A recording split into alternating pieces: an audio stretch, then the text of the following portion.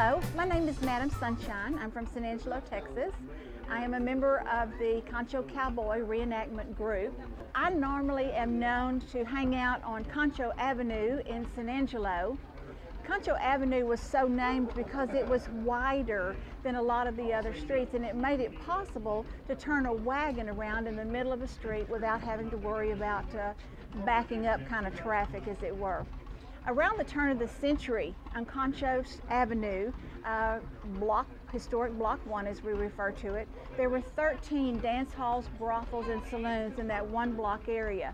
Pretty rough area across from Fort Concho, where the respectful citizens of San Angelo, early San Angelo, were living.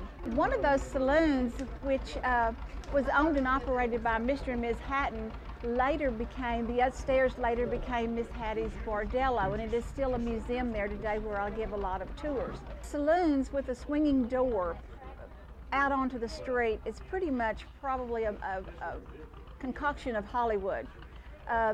There would be swinging doors possibly, but it would have been in the back of a business that would front the main street, maybe a tobacco shop or something like that, so that women and children that were walking along the sidewalk would not be exposed to such behavior or things that they did not want them to see.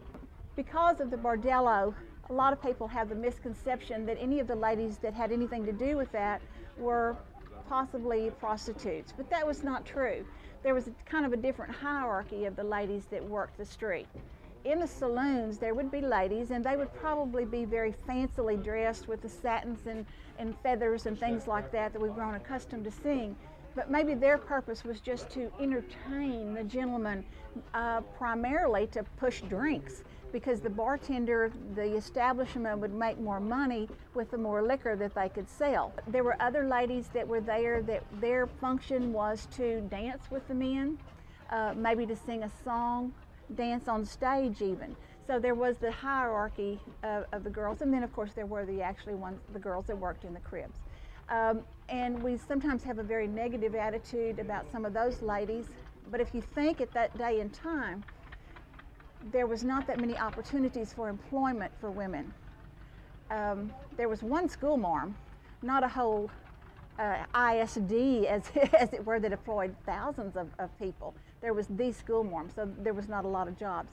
Unless you were a clerk or something like that, or you had a husband or whatever, income was pretty much you relied on someone else to take care of you. And if situations in your family left you on your own, then very often they had to turn to those kinds of jobs. Most of the time, some of the ladies that had jobs, like the clerks and whatnot that I mentioned a while ago,